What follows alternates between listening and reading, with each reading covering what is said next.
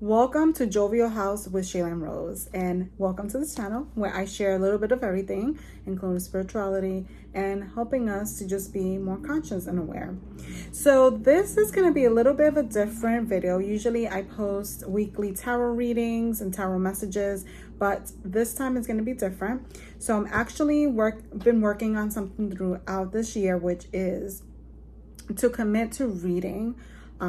Because I love reading. That's one of my greatest hobbies, and to stick to it. So beginning this year, I did a lot of finishing up some books that I had from 2024, Time the Not There, and then moving on to different kinds of books.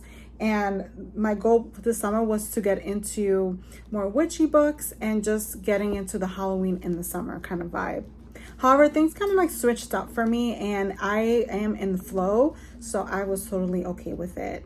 And it started off when I came across this post on Instagram by the Jefferson Market Library, which is part of the New York Library branch, and this is down, I believe, towards West 4th Street in New York City. It's a community, I call it a community library because it feels that way. When you go in, it feels like you're in a time capsule, completely in a different area of life and another era. And it brings in this aspect of like this old into the new type of vibe. So I was like, okay, this post sounds so good. And the post was about this professor that was teaching a 5-part course. The professor's name is Dr. Hutchinson from CUNY, and she was teaching 5-part course on the book The Coldest Winter Ever by Sister Souljah. So this book is considered a classic, though people say I don't think it's a classic. It was written in 1999 by Sister Souljah. It was her first book ever, her first novel, and I'm gonna say that this video is not about I would say a review of the book, because this book is so wholesome. There's so much that goes on that I can't give a review on it. I really can't. And in respect to the author, is more I want to speak about what I learned from my perspective. I'm not going to speak about the class because the class is still running until the end of July. So I don't want to give too much information on that. However, I'm sure that Dr. Hutchinson will be teaching a course again. I will be linking that information down, her information as well as the class information. So anytime that you see her teach this course, sign up. It's free. It's with the library. I even got this book from the library. So these books are available. However, this video is going to be about what I've learned. So I'm going to speak on it from a person of color, a woman, and a Latinx, Latina, Puerto Rican, Honduran woman. Okay, intellectual as well, a person who believes in that everyone is a human and that considers a human in everyone. So I just want everyone to keep that in mind. And this is from my perspective based on my environment and where I grew up, which is New York City. I actually grew up in Eastern New York, Brooklyn. That's my neighborhood. And you might say, well, that's far off, right? That's such a neighborhood that's so far out into Brooklyn. Well, that is, I'm coming from that perspective as well. So considering my community here and the many endeavors that I've been in as well.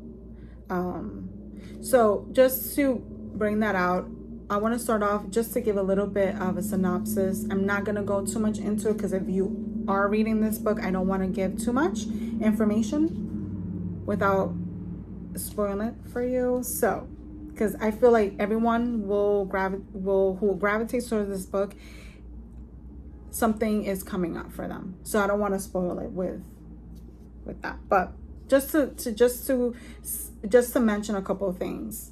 So this story is centered around a young lady, a teenager. I'm going to take the word lady out and I'm going to explain why. This teenager, her name is Winter Souljah. She is part of the Souljah family with Ricky Souljah.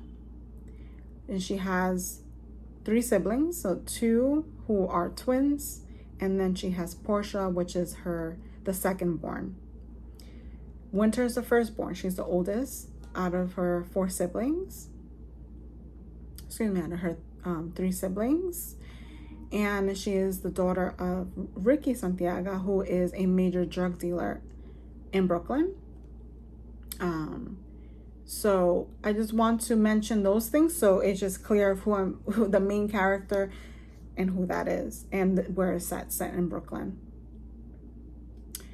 And I want to go into what I learned. So one of the points that I learned from this book is literally towards more towards the end of the book. This is around 225.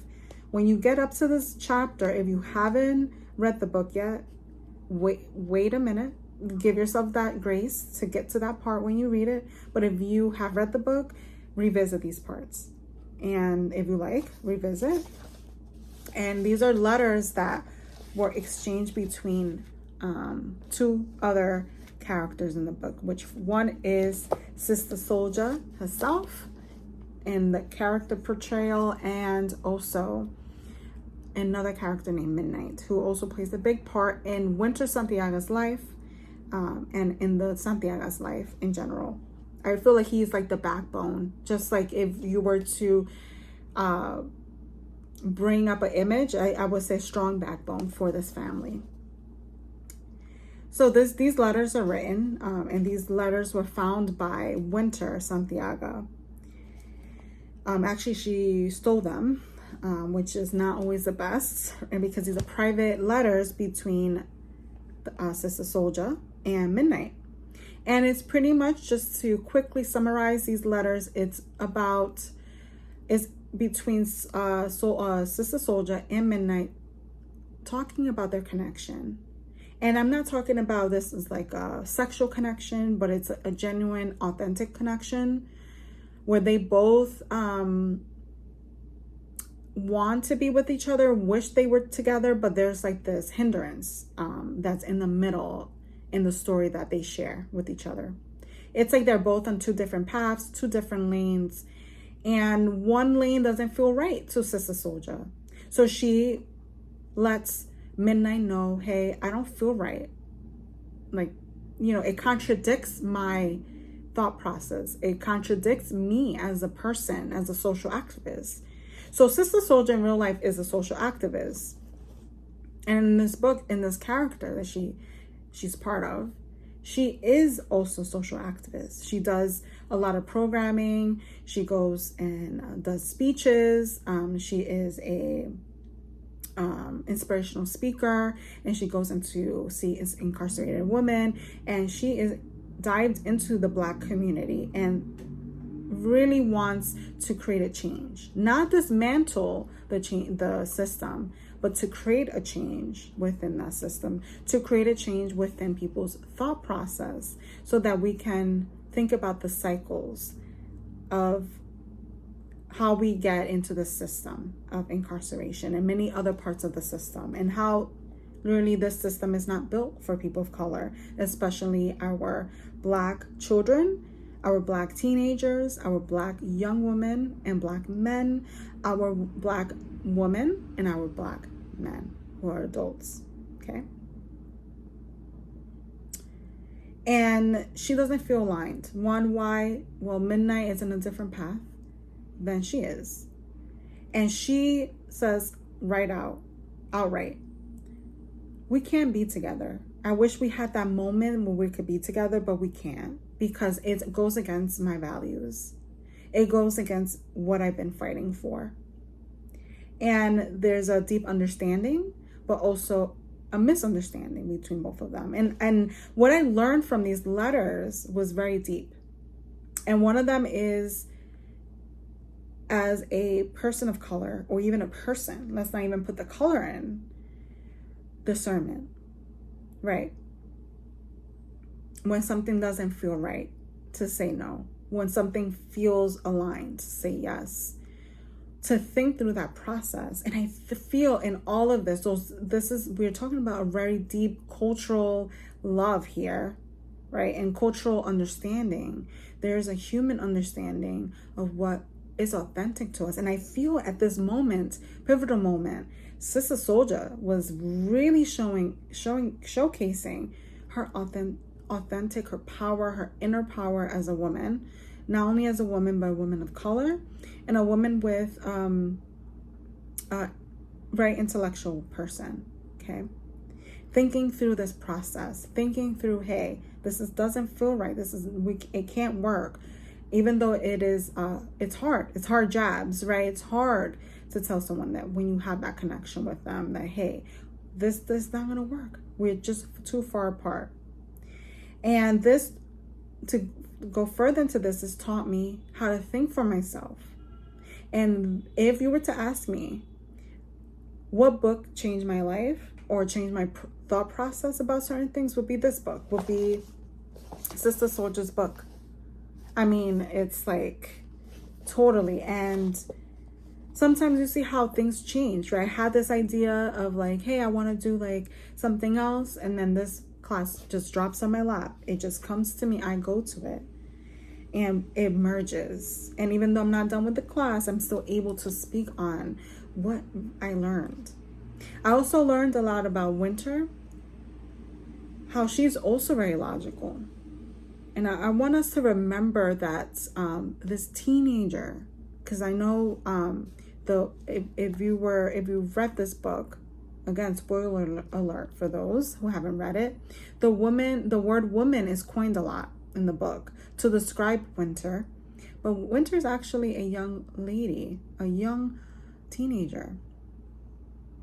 She's in this pivotal moment in her life where she's growing, where she's absorbing and observing her environment and learning from the people around her. And Ricky Santiago, her father, is part of that identity. Or can we say she's not part of the identity? I think this is a question that for me to bring up in class. So it's just so interesting to think about these things. And I'm definitely going to bring this up to class as well for my professor to assess those thoughts. I also learned in thinking about leadership. So logisticals, and leadership. That's another thing. Here we see the identity being shaped by leader, which is Mr. Santiago, the father, shaping possibly one part of Winter, and Winter being receptive to that growth and that understanding and being able to survive and be in survival mode for so long to be able to be in that chess game. They used to mention that the father would play chess with himself to be ahead of the game. And I'm just going to leave that to that. Right? So he taught these same things that he learned himself through chess to his daughter. And she was able to be in this environment that wasn't, that maybe didn't have all the resources, or maybe it did have all the resources, but that she had to survive at some point, because at some point she lost a lot. And we'll see also some loss towards the end of the book as well. And I'm not going to mention what that is because that's part of getting into the flavor of this book. But the leadership, going back, the identity of the father leading his kids, leading his children, especially Winter being the firstborn. So she had 3 other siblings, Portia, which was the second, and she had twins. And I think one of them was Lexi, and I forgot the 4th child's name. But they end up, she ends up being the leader there. And she ends up almost even going into the mother role at some point, this archetype of the mother, of really taking responsibility. And I really saw that this teenager really having these responsibilities because it was taught to her in her environment as a Black young lady, as a teenager. So she was able to survive through aspects of her channeling her own leadership. And this is where I'm getting to, based on what was built in the foundation of her life. And there's so much more to dissect from this book. I don't want to keep going because, again, there's so much, and out of respect for my class that I haven't finished yet, these are just some ideas I'm throwing out there. If you enjoyed this, and this is, I want to mention again, this is not a book review. This is just some things that I've learned, and you agree with me or disagree with me, feel free to drop a comment. Let me know if you've read this book.